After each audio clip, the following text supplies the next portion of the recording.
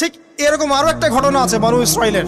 এক ব্যক্তি এত পাপ করেছে যে শেষে মৃত্যুর সময় সে সন্তানদেরকে ডাকছে, ডেকে বলছে যে আমি যখন মারা যাব আমার লাশটাকে তোমরা কবর দিও না, যদি আল্লাহ পাক আমাকে ধরতে পারেন তাহলে খবর আছে আমার।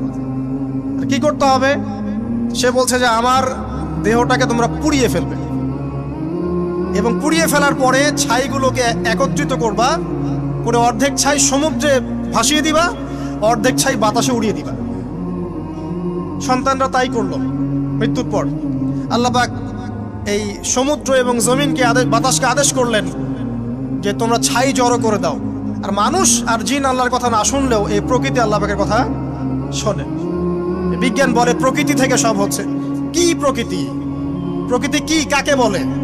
মানুষকে আল্লাহর ইবাদতকে বাদ দিয়ে প্রকৃতি পূজায় নিয়ে গেছে। এই পুরো প্রকৃতি আর মহাবিশ্বে এক আল্লাহর ইবাদত করে।